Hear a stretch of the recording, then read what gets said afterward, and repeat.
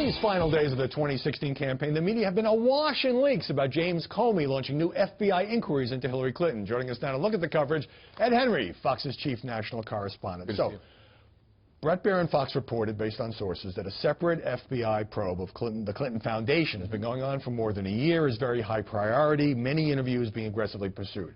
NBC's Pete Williams says few want to call it an investigation. It's a term of art at the FBI. There was an initial inquiry opened a couple of months ago based largely on media reports and the book Clinton Cash. So is this becoming a battle of leaks? It is a battle of leaks, and we can get to the substance of the allegations in a minute. But first, I spoke to a senior FBI source who said Bret and others were right that there was this big meeting at the beginning of this year, FBI and the Obama Justice Department, where some of these FBI agents presented some serious allegations against the Clinton Foundation, wrongdoing, financial issues, and they got pushback, not just from the Obama Justice Department. Some people assume, well, that's just politics. They don't want it to come out in an election year.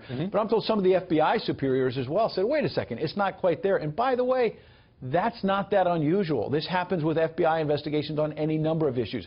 Agents present evidence, they present facts, they present hearsay, they present everything, and then people above them have to make decisions. By the way, Howie, that's what we do in newsrooms as well. You say, I want that story on the front page tomorrow. And I'm your editor, and I say, Ed, you haven't got it. Go back and do some more reporting. That's not unusual in criminal investigation. What is unusual is the way in which this is all leaked out, because this stuff is usually so closely held. I want to come back to that, but let me mention that Bret Baier clarified his report on Friday, saying his sources are now not certain that Hillary Clinton's server, the personal server, was hacked by, foreign intelligence agents. And he addressed a subsequent interview after his report in which he had said yes, was asked about whether the investigations would continue after the election. He said, yes, our sources said it would, that they would continue to, likely an indictment. That was a mistake, Bret Baier said, that he was sorry. He should have said they'll continue to build their case, and that was the right thing to do to clarify. But on this question of it's all playing out in public, I mean, the Wall Street Journal was the first to get at this, Ed, saying that FBI agents were pursuing this, were kind of hot on this story. But senior Justice Department and FBI officials didn't think they had much evidence. And they asked the agents to stand down, but some of them kept going. So it sounds like somewhere between an important investigation that is being poo-pooed or some rogue agents that don't want to give up. Here's what I took away from the reporting of the Wall Street Journal and Bret, and to focus on what Bret got right, which is that there's not just one investigation, there's a second track here. Everyone assumed, look, this was just an investigation of classified information. And by the way, let's not forget, Hillary Clinton lied about that in March of 2015. She said there was no classified information on the server. Proven again and again that's not true. She wasn't indicted over that, but she told a lie. Second track now that Bret was reporting on is that the FBI has been looking at the Clinton Foundation. And as I've been investigating this whole WikiLeaks situation over the last couple of weeks, is there a quid pro quo? We're not sure, but there's an awful lot of quid here. $12 million that we first broke on Bret's show from the King of Morocco going into the Clinton Foundation. Do you think they didn't want anything out of the Clinton State Department? Do you think they won't seek favors from a potential President Clinton? For $12 million? $12 million. That's kind of a lot of money. And so this is fruitful stuff to investigate. And by the way, Anthony Weiner's laptop, which goes back to the first track on was there classified information or not.